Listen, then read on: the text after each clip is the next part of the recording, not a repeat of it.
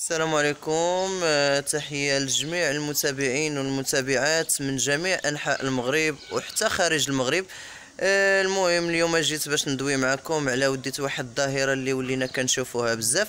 الناس اللي كيركبوا على البوز وكيحسب ليهم راسهم بانهم وصلوا للعالمية او للنجومية، كنقول لهم تواضعوا وعرفوا المقياس ديالكم وعرفوا راسكم شنو كتسواو، حيت راه ما كتسواو حتى شي حاجه بلا الجمهور ديالكم وبلا ديك الموهبه اللي نتوما غادي تعطيو.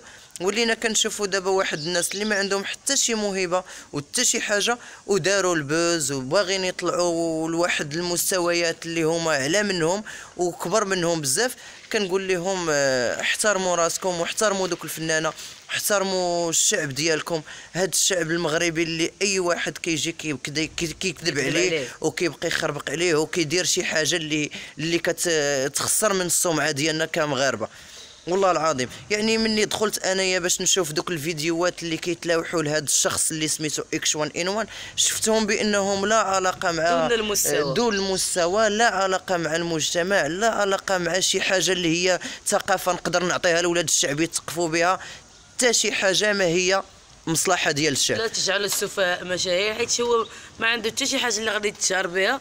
تشهر بفيديو علاش؟ حيت قال بصله وما قالش سميت الفيروس هو هذاك، انتشر اكثر من الفيروس ما بقاش هو انتشر لدرجه انه ولاتي يسعى بمرته باش يديروا وارث. حشومه بالنسبه لهاد الناحيه، هاد المرحله عاوتاني ديال العرس وديال الاخر، كتبان ليا بيزاغ نخلص 300 درهم باش ندخل انايا الاخر.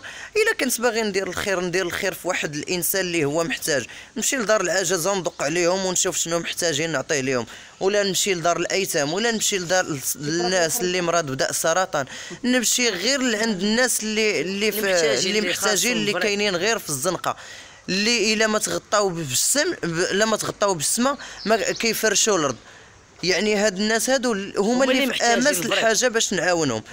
اش غادي نعاون انا واحد اللي هو واكل الخبز وعايش وداير ديجا العرس ديالو، ندير ليه العرس باش نبان وانايا كمغني اولا ك ديماكيون ديال الفنانين نقول لهم انا راه غادي ندير اييه مرحبا خويا خالد قنانه، الله يسهل عليك، شكرا بزاف حيت بغيتي دير هذا الاجر هذا، ولكن دير الاجر في واحد الانسانه اللي هي يتيمه، واحد الانسان اللي هو يتيم. نتوما النهار الاولاني قلتوا بان ديك السيده يتيمه وجابها بانها 3 شهور، صدقات بانها راه كاين باها وكاين امها الله اعلم وكاينين خوتها وتقدر الخاتم عاد بانوا وتقدر تكون عندهم كاع الدار اللي ما عندش هذاك واحد اخر اللي هو محتاج. الا كان ممكن اتقوا الله وهذا الشيء اللي كنديروا في المغرب ديالنا وفي الشعب ديالنا راه حشومه وعيب. نكونوا شويه واعيين بالمسؤوليه وعارفين راسنا شنو كنديروا. وسمحوا لي بزاف على هاد ردة الفعل ديالي، ماشي اي واحد دير فيديو نديروا ليه البوز.